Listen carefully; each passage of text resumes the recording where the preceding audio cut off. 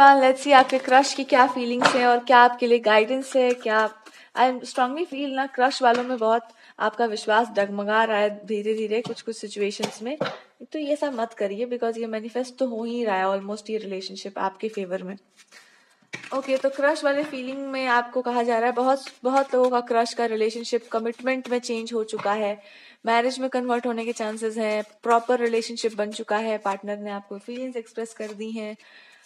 Wow, and बहुत जल्दी marriage की तरफ ये सिचुएशन जा रही है। तो आपको एक बात कहा जा रहा है कि अब हताश निराश होने का कोई अर्थ नहीं है, चाहे कुछ भी लाइफ में हो रहा हो। अंडरस्टैंड दिस, आपकी डेस्टिनी में अगर ये इंसान, अगर ये ट्विन फ्लेम कनेक्शन है, सोलमेट का कनेक्शन है, या आपको केवल महसूस होता है कि ये होकर ही रहेगा, तो यस, ये होकर ही रहेगा। चाहे कोई कितना भी सर पटक ले, चाहे कुछ भी कर ले, जो होना है वो होकर रहता है। कोई आपसे जलता हो, कुछ भी करता हो आपके खिलाफ, उससे कुछ नहीं होने वाला है।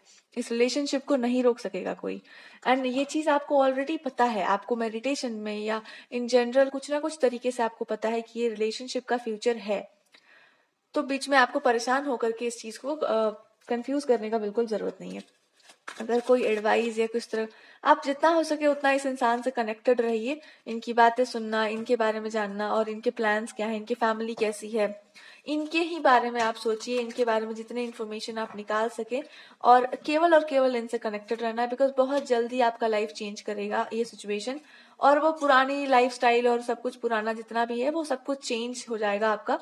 तो इतना टेंशन नहीं लेना है, बहुत बहुत कम टाइम बचा है। तो अपने पुराने लाइफ में, मतलब अभी तक जितनी भी चीजें आपकी लाइफ में इनकम्प्लीट आपको लगती हुई हैं, कुछ लोगों से मिलना हो, ये सारी चीजें आप क्लियर कर लीजिए, ताकि नेक्स्ट फेज आपके लिए इजी हो जाए। ये एक ऐसा फेज है जहां पर पुरानी चीजों को छोड़ करके नई चीजों में आपको अपने आप को लगाना होगा। आप पुरानी चीजों को ऐसे पकड़े हुए थे ना कि उसको छुड़ाना बहुत कठिन हो रहा है।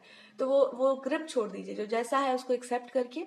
एंड अगर ये इंसान आपको मिल रहे हैं तो ये आपकी डेस्टिनी में है, और डेस्टिनी कोई किसी से नहीं छीन सकता है। तो अभी तक जैसे कि उन लोगों के साथ रहना आपकी डेस्टिनी था, वैसे इस पर्सन के साथ रहना भी आपका डेस्टिनी है। आपने इन सब सिचुएशन को झेला, अब आपको अच्छी सिचुएशंस दी जा रही हैं, तो वो भी आपकी डेस्टिनी है, उसको भी एक्सेप्ट करना है आपको। कुछ लोगों के लिए डीप स्टेट्स ऑफ मेडिटेशन बहुत जरूरी है, कुछ लोगों के लिए चंद्रमा का ध्यान करना बहुत जरूरी है। आपका फेमिनिन साइड जो होता है ना, वही इट्स लाइक ये इतना ज्यादा wounded है ना, इतना ज्यादा आपने उसको wound कर दिया है कि वो एक्सेप्ट ही नहीं कर पा रहा लव को, एक्सेप्ट ही नहीं कर पा रहा अच्छे टाइम को। तो उसके लिए आपको बोला जा रहा है कि ऐसा समझिए कि टाइम आता है और जाता है। ट्रॉमा मतलब रहते हैं आपके ऊपर, और फिर वो खत्म भी हो जाते हैं। तो कुछ भी यहाँ कांस्टेंट नहीं है, सुख भी नहीं है, दुख भी नहीं है। तो आप क्यों अपने आप को कांस्टेंट डाल रहे हैं दुख में ही, जब दोनों ही पास होने के लिए बनाया गया। तो आप उसमें तटस्थ रहिए, आप उसमें साक्षी भाव में रहिए, आप उसमें मेडिटेटिव स्टेट में रहिए।